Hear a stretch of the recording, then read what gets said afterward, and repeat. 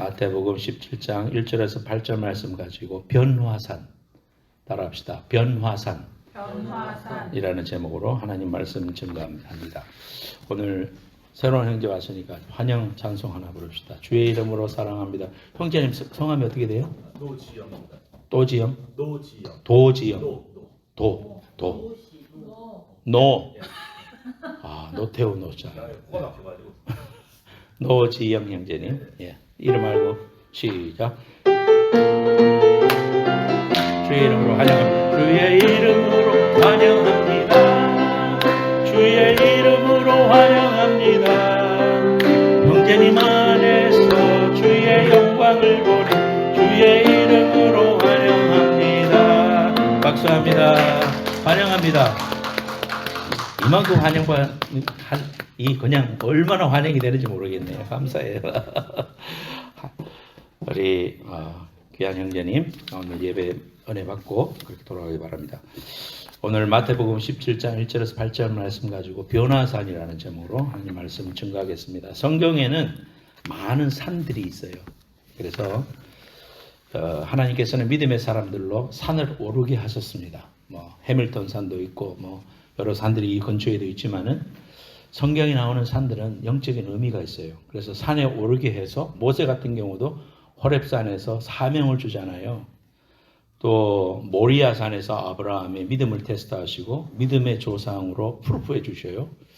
이런 산들이 성경에는 많이 나와요. 그렇기 때문에 오늘부터 이제 몇 시리즈를 거쳐서 산에 대해서 그 각각의 산을 통해서 우리에게 말씀해 주시는 하나님의 교훈이 뭔가, 성경에는 호렙산, 또 헐몬산, 오늘 변화산, 또 시온산, 감람산, 시내산 이런 산들이 많이 나오잖아요. 그 중에 몇 개를 가지고 제가 시리즈로 설교하겠습니다.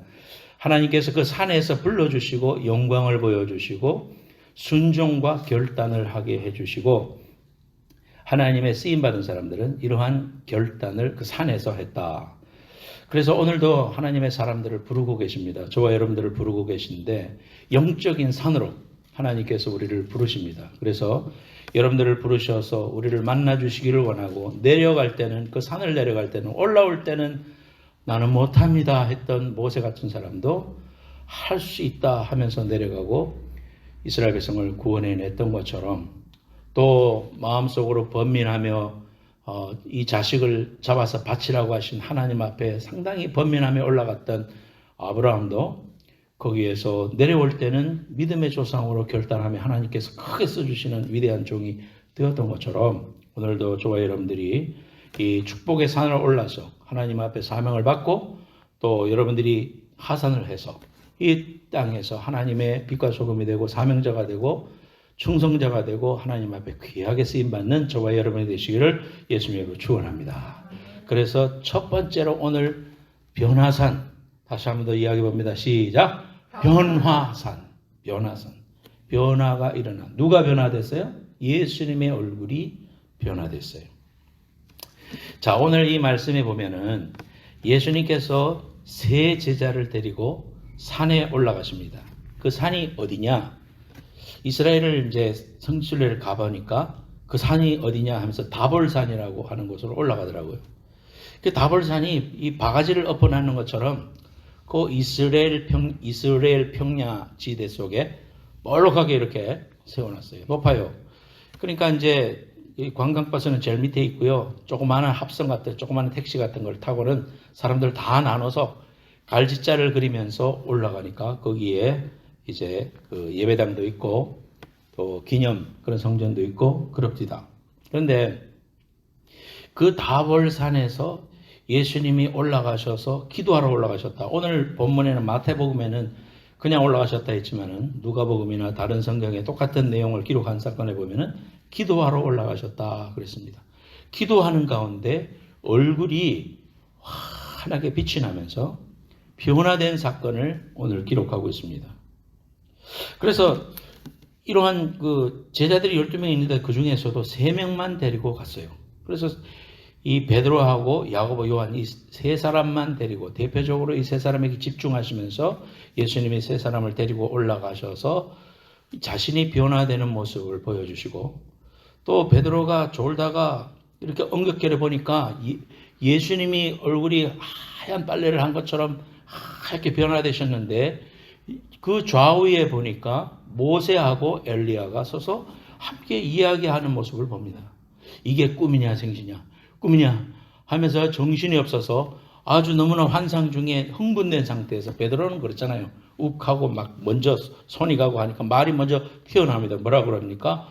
아이고 예수님, 여기 너무 좋사오니 여기 초막 셋을 지어가지고 하나는 주님을 위해서, 하나는 엘리야하고 모세를 위해서 짓고 우리가 여기서 머물게 해주십시오. 그런 이야기를 합니다. 그때에 하늘에서 소리가 나면서 이는 내 사랑하는 자니 너희는 그 말을 들으라. 이렇게 하면서 하나님의 영광스러운 만남의 체험을 해줍니다. 우리 인생을 살다 보면, 신앙생활 하다 보면 이런 체험들이 있어요. 이렇게 말씀으로 커서 저처럼 모태신앙으로 자란 사람들은 교회 생활 어려서부터 나가가지고 말씀 배우고 또 계속적으로 참석하고 또 때로 부흥회도 하고 또 수련회도 가고 하지만 그럴 때마다 말씀으로 우리가 이렇게 배우다가 어느 순간에 하나님 우리에게 체험을 주십니다. 기도응답을 체험한다든지 또는 방언을 체험한다든지 또 입신을 체험한다든지 이렇게 막 축복기도 하는데 뒤로 나자빠진다든지 또 병든 자가 낫는 것을 본다든지 또는 안진뱅이가 일어서는 걸 본다든지 벙어리가 말을 하게 되는 걸 본다든지 할 때에 우리가 깜짝 놀라게 됩니다. 왜 그러냐면은 머리로만 알아왔던 주님의 현장이 직접 이 시간에도 2000년 후에도 일어나고 있으니까 정말 하나님이 살아계시고 그분이 나의 하나님이 되시는구나 라고 깨달으니까 체험을 경험했을 때는 우리의 삶이 기쁘고 막 뛸 듯이 방방 뜁니다. 하나님 살아계심을 알고 그분이 나와 함께 하심을 알고 나를 구원해 주셨음을 아니까 방방 뛰게 돼요. 그래서 그 체험은 우리에게 필요합니다. 그런데 우리 인생에 보면은 이러한 체험만을 바라는 사람이 있고 또 어떤 사람은 그런 체험은 필요 없다. 기독교 안에서 다 체험했던 사람들도 다 신앙 식어버리고 다 세상에 나가서 술 먹고 담배 피우고 마음대로 살더라. 세상 교회 떠나더라. 그렇게 막 울고불고 하던 사람들도 교회를 떠나서 세상 속에서 아무런 체험이 아무것도 아니더라. 중요한 거는 말씀이고 중요한 건 신앙생활 꾸준히 하는 거다 하면서 서로를 아니다. 체험이 없는 신앙은 너희는 머리로만 하는 거지 아무것도 아니다.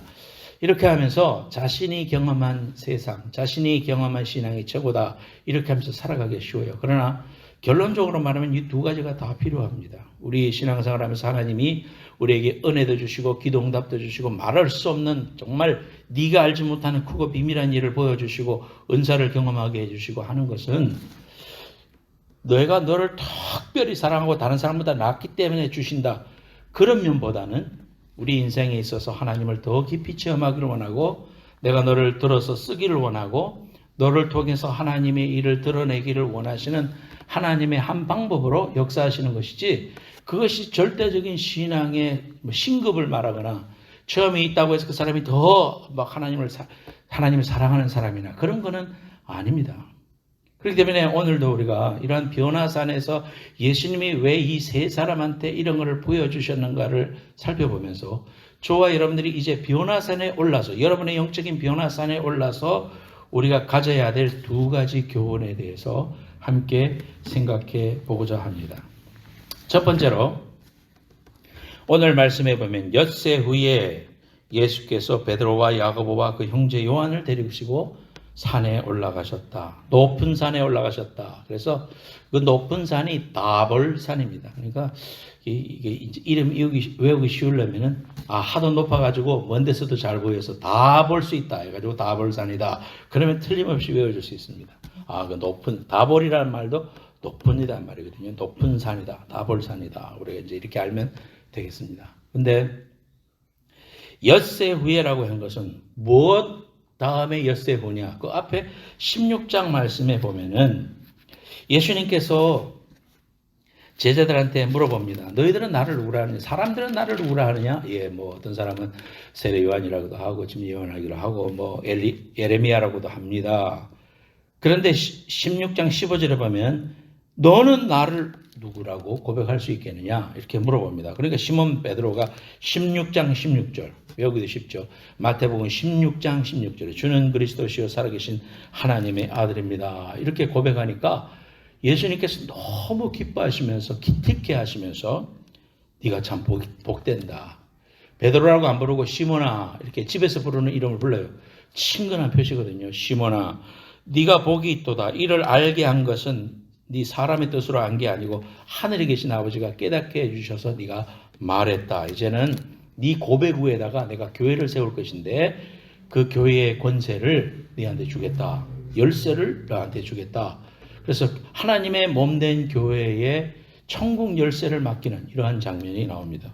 가톨릭 교회에서는 이걸 갖다가 베드로에게 줬다 해가지고 베드로가 교황이다 해서 베드로한테 열쇠를 맡겼으니까 교황들이 대대로 그 권세를 가지고 있어서 교황을 통해서 천국에 갈 수 있다. 이렇게 이제 생각하고 해석을 하는데 그 해석이 아니죠. 이 해석은 네가 고백했던 주는 그리스도시요 살아계신 하나님의 아들이라고 고백했던 그 고백을 통해서 하나님의 자녀가 될 수 있고 천국 문이 열려줄 수 있다는 사실을 우리에게 주는 것입니다. 이런 말씀을 하니까 베드로가 이런 고백을 했을 때 당시에 주님이 구세주시오 우리를 구원해 주실 사람이라고 이해했을 때는 어떻게 이해했느냐 하면은 베드로도 그렇고 야고보 요한도 그렇고 제자들이 하도 로마의 압제 속에서 고통당하고 있으니까 우리가 일본 사람들 밑에서 고통당하고 막 그 36년 동안 고통을 당했던 것처럼 누군가 메시아가 와서 구약 성경에 보니까 메시아가 온다고 했으니까 그 메시아가 와서 이들을 다 멸망시키고 우리를 정치적으로 경제적으로 사회적으로 독립시키시고 우리를 왕같이 우리를 사용하시고 우리가 주된 그런 나라가 되게 해주실 거다. 그게 메시아다. 그게 그리스도다라고 생각하고 있었어요. 세상적인 생각을 가지고 있었어요. 그런데 주님이 오셔서 그 제자들한테 그 사실을 바꿔주는 겁니다. 뭐냐 하면은 16장 22절에 보니까 21절부터 16장 21절에 보니까 예수님께서 이때로부터 주는 그리스도라고 고백했던 그날 그때로부터 예수 그리스도께서 자기가 예루살렘에 올라가 장로들과 대제사장들과 서기관들에게 많은 고난을 받고 죽임을 당하고 3일 만에 살아나야 할 것을 제자들에게 비로소 나타내시니 비로소 그때서부터 이러한 주는 그리스도라는 말이 무슨 의미냐? 주님이 인류의 죄를 짊어지시고 십자가에서 죽으시고 부활하심으로 모든 인생의 문제를 해결해 주시는 메시아가 된다는 사실을 공포하는 겁니다. 이 말을 제자들은 이해를 못했습니다. 왜냐하면 지금까지 어떻게 생각했어요? 와서 정치적으로 경제적으로 사회적으로 또 신분적으로 우리를 업그레이드 시켜주시고 우리를 완전히 뒤엎는 그런 혁명을 일으켜 주실 줄 알았는데 죽는다거든. 사람들한테 고통을 받고 죽을 것이라고 그러거든요. 그러니까 베드로가 No way! 이렇게 말하고 있습니다. 22절에 베드로가 예수를 붙들고 항변하여 이르되 그러니까 막 얼굴이 불그락 하면서 막 예수님 앞에 따지듯이 말했을 거예요. 항변하며 이르되 주여 그리 마옵소서. 이 일이 결코 죽게 미치지 못합니다. 그럼 무슨 말입니까? 말 취소하세요. 이렇게 말씀했을 거예요. 예수님께서 단호하십니다. 제자들을 사랑하시고 끝까지 사랑하시지만은 하나님의 일을 선포하는 일을 막으니까 딜레이 시키니까 베드로가 그렇게 말하는 것은 아주 나쁜 의도에서 말한 건 아니죠. 주님을 사랑하고 죽으면 안 됩니다. 그런 말도 있는 거거든요. 그렇지만은 하나님이 하시고자 하시는 일을 딜레이 시킬 수 있으니까 베드로한테 뭐라고는 하면은 23절에 사탄아 내 뒤로 물러가라. 그 사탄아 네가 하는 그 말과 네 행동 그 자체가 사탄이다 이 말이에요. 사람 보고 사탄아 그러면 안 되거든요. 남편이 하도 애먹인다고 남편한테 여자 집사님이 사탄아 물러가라 이렇게 했다고 그러잖아요. 그게 참 어리석은 일이에요. 사탄 왜 둘이 서로 쳐다보는가? 사탄아 물러가라가 아니거든. 사탄은 그게 아니라 그가 그렇게 항변하는 그 말 자체가 사탄이다 이 말이거든요. 제자는 사랑하시지만 그렇게 말하는 거 하나님의 일을 망치는 거예요. 그러니까 너희는 하나님의 일을 생각하지 아니하고 사람의 일만 생각한다. 너희들이 나를 따라오려면은 십자가 지고 자기 부인하고 그렇게 따라와야 된다. 목숨을 버리고자 하면 얻을 수 있다. 참 이런 아주 위대한 그리스도의 삶을 선포하는 그런 일이 있은 지 6일 후에, 그러니까 그 일과 연결되어 있겠죠. 그 일과 연결돼서 그들이 높은 산에 올라가셔서 그가 변화되고 얼굴이 하얗게 변화되었습니다. 자, 이렇게 얼굴이 변화되고 했다는 것은 무엇을 의미하는가? 따라합시다. 첫 번째로 사명을 일깨워 주심. 사명을 일깨워 주심.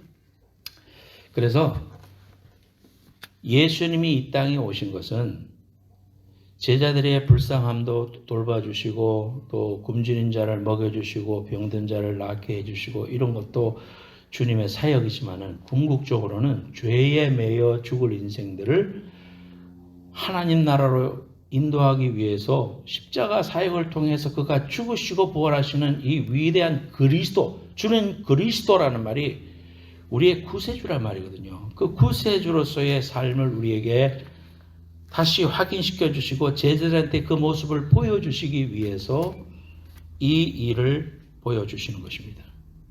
그런데 제자들을 이해를 못하고 베드로 같은 사람은 이 영적인 체험이 너무 좋으니까 여기에 머물러 있으면서 여기에다가 초막을 셋을 짓고 또 이제 구약 성경에서 말하고 있는 율법의 대표자라고 할 수 있는 모세, 선지자의 대표자라고 하는 엘리야, 삼위일체의 그 모습을 보면서 이런 배경이 있다면 사람들한테 구태여 가서 뭐 말하지 않아도 구약에 엘리야가 나타나서 말하고 모세가 나타나서 너희들이 하는 일이 잘못됐다 이렇게 가라 그렇게 말씀하신다면 주님의 사역과 주님의 하시는 모든 일들이 프루프를 받잖아요. 그리고 힘을 받으니까 이제 뭔가 새로운 세상이 되겠다, 이게 좋겠다, 여기에 있고 싶다 그러면서 그런 초막셋을 짓겠다 그런 이야기를 하는 것입니다. 그런데 우리 주님의 생각은 하나님의 구원 계획을 선포하고 눈에 보이는 영광이 아니라 영원히 우리가 가야 할 하늘나라의 영광을 보여주시기 위해서 변화된 부활 이후의 모습을 제자들한테 보여주는 거예요. 제자들로 하여금 그 고난이라는 것이 있었지만 그 고난 이후에는 찬란한 영광이 있기 때문에 그 고난을 통과할 때 하나님의 영광을 우리가 보면서 그 하나님의 사역이 이루어지는구나, 이런 교훈을 깨닫게 하기 위해서 하나님께서 이러한 장면을 보여주셨다, 우리가 이렇게 볼 수가 있습니다. 하나님의 나라는 당장 우리의 삶 속에서 삶을 바꾸고 내 삶이 뒤집어지는 거고 또 저 세상에서 못된 일 하는 사람들은 다 그냥 이 땅에서 망가지고 우리는 무슨 일을 해도 성공하고 우리가 무슨 일을 해도 하나님이 함께 하시니까 막 우리 눈에만 비가 오고 예수 안 믿는 사람에는 비가 안 오고 막 이런 일이 일어나겠다, 그런 어떤 신앙의 잘못된 판단을 하고 살 것을 말씀하지 아니하고요. 하나님의 나라는 하나님께서 예수 그리스도를 통해서 십자가 사건을 이루시고 인생들이 하나님 앞으로 돌아오는 이러한 위대한 사건을 보여주시기 위해서 하나님이 이러한 사건을 보여주신 겁니다. 그래서 제자들로 하여금 그렇구나, 이 땅에서 하나는 좌의정 하나는 우의정에 앉고 싶었던 이러한 사람들이 깨닫게 되는 거예요. 이게 아니구나, 주님이 요구하시는 것은 영적인 세계고 주님은 구세주가 되시는 거고 그리스도시구나, 이러한 것들을 보여주기 위해서 구원의 완성이라는 측면에서 이러한 사실을 보여주시는 겁니다. 우리가 그 구글 맵에다가 어떤 식당의 이름을 치잖아요. 주소를 딱 치면은 보여줘요. 근데 보여주는데 여러분들이 지역을 잘 모르기 때문에 그 지역을 그냥 이렇게 내가 보면은 여기가 어디야? 그 모양만 가지고는 알 수가 없어요. 못 찾아가요. 어떻게 해야 됩니까? 더 크게 만들어야 돼요. 더 위로 올라가서 보도록 이 화면을 적게 만들면, 지도가 적어지면 내가 아는 데가 나와요. 여기가 280이구나. 여기가 85번이니까 지금 내가 갈 곳은 어디쯤이구나. 그렇게 알게 됩니다. 그러면 이제 길찾기를 누르면 내가 어디로 가는지 아니까 찾아서 갈 수 있어요. 그거 모르고 누르면은 이 구글 맵도 완전하지 않기 때문에 엉뚱한 사막 한가운데 가서 정차할 수가 있어요. 그렇죠? 우리가 인생을 살아가다가 방향을 잃어버려요. 야, 왜 그러냐? 핍박이 오고 어려움이 오고 육체의 문제가 생기고 사람과의 관계에서 문제가 생기고 막 하는 일이 안 되고 이러면은요. 지금 현상을 바라보면서 낙심하고 자신이 걸어왔던 내가 어디를 향했던 것을 잊어버리게 돼요. 잃어버리게 돼요. 방황하게 돼요. 하나님 계시다고 그랬는데 하나님 나와 함께 하셨는데 어디 가셨어? 하나님이 도대체 나를 사랑하는 거 맞아? 왜 하나님이 하필이면 나야? Why me? 왜 나에게 이런 일을 허락하셔? 그러면서 좌절하고 넘어지고 방향을 잃어버리기가 쉬워요. 그럴 때는 어떻게 돼요? 큰 맵을 봐야 돼. 큰 맵을 보고 위로 올라가서 보면 하나님의 맵이 보이는 거예요. 그게 하나님의 맵이 보이는 순간 그렇구나. 내가 여기에서 와서 여기를 가지만 하나님이 이곳에서 이렇게 한 바퀴 돌리는 것은 의미가 있구나. 뜻이 있구나. 여기에 큰 교통사고가 있구나. 나중에 알아요. 그때는 모른단 말이에요. 그러면서 우리에게 다시 사명을 알려주시고 하늘나라의 위대한 구세주 되심을 우리가 깨달아 알게 될 때 비로소 제자들이 성령이 임하고 난 다음에 목숨까지도 바치는 위대한 하나님의 능력자로 쓰임을 받을 수 있다는 사실을 우리가 보게 되는 것입니다. 사랑하는 여러분, 여러분의 삶 가운데 하나님의 나라라는 큰 그림을 볼 줄 알아야 됩니다. 나를 이 땅에 왜 태어나게 하셨을까? 그리고 오늘을 왜 이렇게 살아가게 하실까? 오늘 내가 살아가고 있는 이 시대는 내가 어떤 사명을 갖고 살아야 되는가? 하나님이 나를 왜 부르셨는가? 여기에 대한 것을 붙잡아야 됩니다. 이거를 붙잡지 않으면 우리 앞에 놓여질 길들이 방황하는 것 같고 그 길이 잘못 가는 것 같고 뒤로 돌아가는 것 같고 안 가야 될 때 가는 것 같고 우리가 힘들어요. 그렇기 때문에 하나님이 우리에게 보여주시는 큰 그림을 볼 수 있도록 그 사명을 볼 수 있도록 우리의 눈을 하나님의 시각으로 바라보면서 하나님의 사명이라는 것을 붙잡아야 됩니다. 저와 여러분들이 하나님이 내게 허락하시고 예수 믿게 해주시고 오늘 이곳 산호세에서 살게 해주시고 오늘 이 예배를 드리고 오늘 이 말씀을 듣게 하시는 하나님의 뜻이 있구나. 그리고 그 뜻 속에 내가 있구나. 이제 순종해야지. 그럴 때 하나님께서 큰 맵을 보여주시면서 그 길이 고달프지 않아요. 그 길이 기쁨의 길이 되고 주와 같이 길 가는 길 얼마나 즐거운 일이 아닌가. 한 걸음 한 걸음 주와 함께 갈 수 있는 이 귀한 축복된 인생 하늘나라의 기쁨을 지금 이 땅에서 맛보고 살아가는 그 기쁨 여러분 다 누리게 되는 귀한 성도들 되시기를 예수님의 이름으로 축원합니다. 두 번째로 따라합시다. 영광을 보게 하려고 한 번 더 따라합시다. 영광을 보게 하려고 8절 봐요. 17장 8절 제자들이 눈을 들고 보매 오직 예수 외에는 아무도 보이지 아니하더라 그랬습니다. 자, 여러분들이 하나님의 응답을 경험하고 또 영적인 은사를 경험하고 축복을 경험하게 되면 기쁘잖아요. 기쁘면 우리의 삶 속에 비단길만 있어야 될 것 같아요. 그런데 영적인 은혜를 경험하고 하나님의 사명을 받은 사람들의 삶의 앞길에는 우리가 세상에서 말하는 평탄한 길이 있는 게 아니더라고요. 여러분, 쉽게 예를 들어서 신유의 은사를 하나님이 내게 주셨다고 생각해 봅시다. 그러면은 신유의 은사로 병자들을 낫게 하고 성도들을 낫게 하고 고통을 당하는 사람 안수해서 벌떡 일으키고 오른팔 돌아가게 하면 얼마나 좋겠어요. 목사로 가지는 너무너무 안타까움이죠. 하나님께 땡깡도 부리고 하나님 좀 그렇게 사용해 주세요. 그렇게 할 것 같아요. 그렇게 하지요 또. 목사의 심정이란 교인들을 사랑하니까. 근데 그런 은사를 받은 사람들의 삶은 고달픕니다. 영적인 삶을 하나님의 은사를 받은 사람들은 그것을 지키기 위해서 수없는 영적인 자기 연마와 또 성도들이 매일 찾아와서 아프다고 하니까 의사들이 한국의 의사들이 찾아가면 뭐 대다수가 그런 건 아니지만 어떤 사람들은 화를 버럭버럭 내잖아. 환자들한테 뭐 자세히 물어보려고 하면 그거 다 아픈 거예요. 뭐 약 주고 가서 먹어요. 이런 사람도 있어요. 그죠? 왜 그러냐면 아픈 사람들 가서 하도 아프다 그러니까 듣는 이야기 또 듣고 또 들어봐요. 사람이 네거티브한 이야기 계속 듣다 보면은 싫다고 그러니까 소리를 지르는 거예요. 근데 이런 상황 가운데서 은사를 지키기 위해서는 끊임없이 기도해야 되고 자기 연말을 해야 되고 하나님의 음성을 들어야 되고 또 아픈 사람 계속 안수해 줘야 되고 그러니까 자기 삶이 없는 거예요. 자기가 고통스러운 거예요. 또 하나님의 그 영적인 그 시선을 받지 못하면 답답하니까 병이 안 낫고 그러니까 또 하나님 앞에 매달리게 되고 그것을 간수하기 위해서 노력하는 게 힘든 거예요.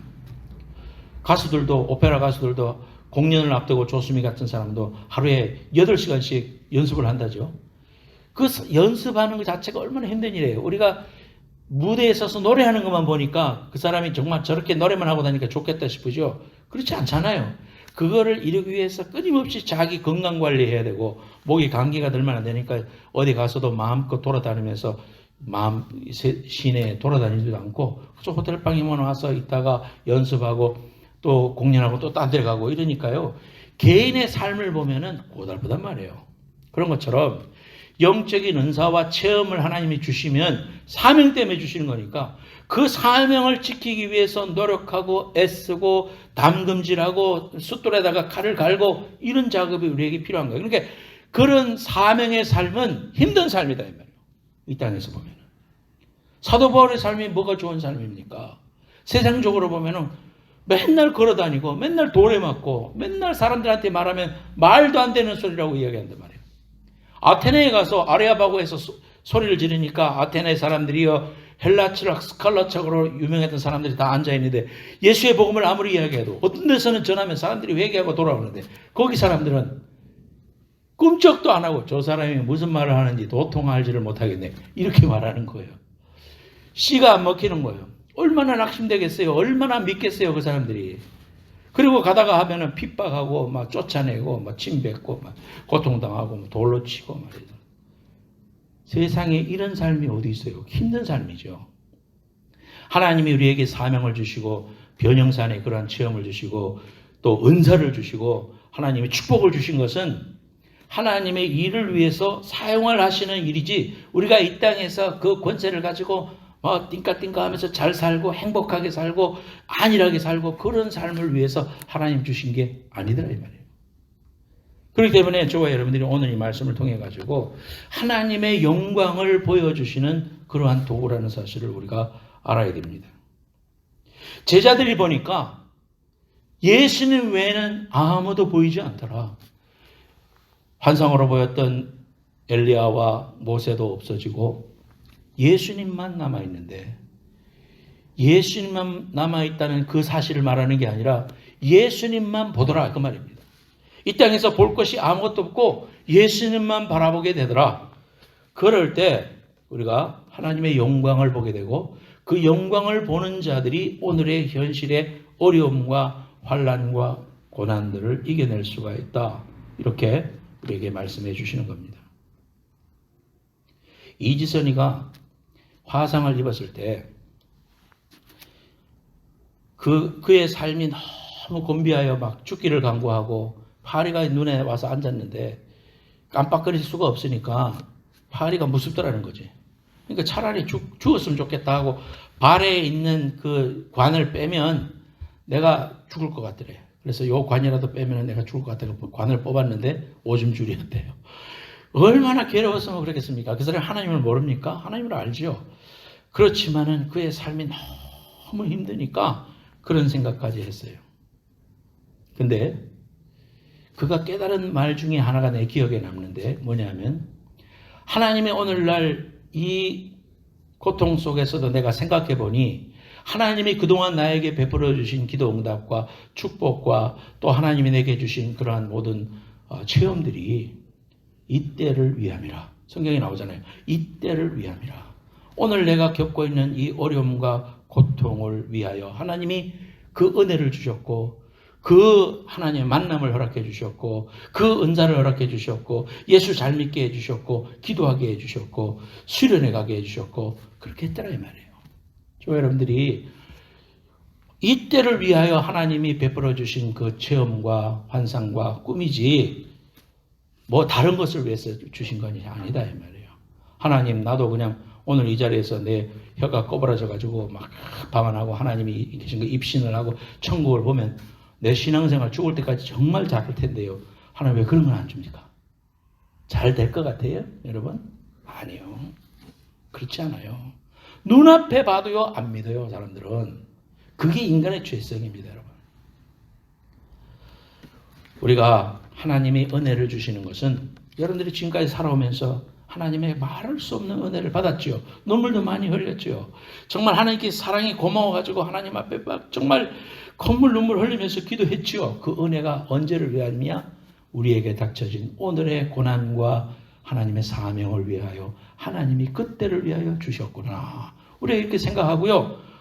영광을 바라보면서 이 고난 이후에는 찬란한 부활이 있고 하늘나라가 있고 상급이 있고 하나님의 나라가 이루어진다는 이러한 영광을 바라보지 않고서는 오늘 있는 어려움을 이길 수가 없더라 이 말입니다. 저와 여러분들이 하나님의 영광을 보게 하기 위해서 이 제자 셋을 데리고 올라갔습니다. 너희들이 나를 따르는 것은 내가 이 세상의 왕이 되는 것이 아니라 이렇게 변화되어 천국에서 영화롭게 되는 그 날을 바라보면서 너희들이 나를 쫓아야 될 것이다. 그 영광스러운 영광을 바라보면서 너희들이 신앙생활을 해야 될 것이다. 내 제자가 될 수 있을 것이다. 그렇게 말씀해 줍니다. 하나님의 이런 영광스러움을 우리가 겪게 될 때에 우리는 그것을 사명의 길로 갈 수 있다. 그렇게 말하는 겁니다. 아, 예수님밖에 보이지 않는구나. 저와 여러분들이 내 곁에 계신 예수님만 바라보고 세상 것들을 바라보면 낙심거리고 오늘 내가 성령 충만했다가도요. 원수 같은 내 남편을 바라보고 내 마누라를 바라보고 내 자식을 바라보고 또 내 보스를 바라보면요. 낙심천만입니다. 그럴 때 뭐만 보여야 된다고? 예수님만 보이더라 이 말이에요. 예수님만 보이더라. 예수님만 내 눈에 보이더라. 그것이 처한 문제를 이겨내고 극복해낼 수가 있어요. 로마서 8장 18절에 이런 말씀이 있습니다. 잘 아는 말씀이에요. 생각건대 현재의 고난은 장차 우리에게 나타날 영광과 비교할 수 없도다. 여기에서 대조되는 두 단어가 있어요. 하나는 현재와 장차입니다. 또 하나는 고난과 영광입니다. 현재의 고난은 장차 나타날 영광과 비교할 수 없도다. 우리 신앙의 선배들은 그렇게 얘기했습니다. 그들이 모진 핍박을 당하고 일본인의 정말 어려운 그런 핍박을 당하고 고문을 받아도요. 영광스러운 날을 바라보며 그들이 그 고문을 이겨낼 수 있었어요. 순교의 반열 속에 들어갈 수 있었어요. 우리 신앙의 선배들 카타콤에서도 그리고 로마의 원형 경기장에서도 맹수들의 밥이 될지언정 그들의 영혼은 하늘나라를 향하여 바라볼 수 있었습니다. 베드로가 이 일이 있은 후에 한참 후에 몇십 년 후에요. 그가 죽기 전에 베드로 후서 1장 13절 18절에 이 체험을 다시 언급하고 있어요. 내가 이 장막에 있을 동안에 너희를 일깨워 생각나게 함이 옳은 줄로 여기노니 이는 우리 주 예수 그리스도께서 내게 지시하신 것 같이 나도 나의 장막을 벗어날 것이 임박한 줄을 알미라. 죽을 날이 가까운 걸 알았습니다. 그 순간까지 15절에 내가 힘써 너희로 하여금 내가 떠난 후에도 어느 때나 이런 것을 생각나게 하려 하노라. 우리 주 예수 그리스도의 능력과 강림하심을 너희에게 알게 한 것이 교묘히 만든 이야기를 따른 것이 아니요 우리는 그의 크신 위엄을 친히 본 자라. 지극히 큰 영광 중에 이러한 소리가 그에게 나기를 이는 내 사랑하는 아들이요 내 기뻐하는 자라 하실 때에 그가 하나님 아버지께 존귀와 영광을 받으셨느니라. 이 소리는 우리가 그와 함께 거룩한 산에 있을 때에 하늘로부터 난 것을 들은 것이라. 베드로가 자신이 직접 보고 들은 바를 언급하고 죽을 날이 가까운 그 순간까지 그 사실을 붙들고 하나님이 주신 이 귀한 체험이 내 인생을 움직이는 에너지가 되었다. 믿음의 길을 달려온 베드로의 신앙 고백이 되었다. 이렇게 말하고 있습니다. 여러분 세상을 살아가면서 신앙생활을 하면서 자신에게도 실망하고 나는 믿음이 그냥 요거 5점짜리밖에 안 되네. 실망할 때가 있죠. 건 줄 알았는데 변함없이 실패하고 넘어졌을 때 우리 자신에 대해서 실망합니다. 찬송에도 그 있잖아요. 내가 낙심하고 힘에 겨워 쓰러졌을 때. 또 세상 사람들이 너무 잔인하고 세상 사람들이 너무 야합하고 거짓말하고 너무 입에다가 F워드 달고 살고 세상에서 그렇게 삽디다 여러분. 그럴 때 막 이런 생각이 들죠. 아웅바웅 하는 거 이 세상에서 정말 이거 그만 봤으면 좋겠다. 주님 나라 좀 갔으면 좋겠다. 주님 나라 가서 주님의 영광스러움 속에 변화되어 그날에는 온전히 변화될 것이니 주님 나라 가는 날이 가까웠으면 좋겠다. 그런 생각이 들 때가 있어요, 여러분. 세상에 사도 고통을 당하면. 그런데 하나님 우리에게 왜 오늘도 생명을 주셨을까요? 우리에게 오늘을 왜 허락하셨을까요? 하루라는 생활이, 하루라는 이 시간이 얼마나 축복된 시간입니까? 저 여러분들에게. 그것은 아직도 하나님께서 영화롭게 하시고 이루어야 될 사명이 우리에게 있으므로 우리의 생명을 부르지 않는 것입니다. 오늘 우리가 하루에 눈을 떴다는 것은 살 가치가 있는 거고 하나님의 사명이 있는 거고 하나님의 영광을 보고 우리 앞에 있는 고난과 어려움을 이기면서 하나님의 계획을 향하여 달려가고 웃으며 달려나가고 기쁨으로 달려나가고 감사함으로 달려나가고 하나님이 함께 하시니까 우리에게 보여주시는 영광을 바라보고 끝까지 달려가게 하라고 하나님 우리에게 주신 하루입니다.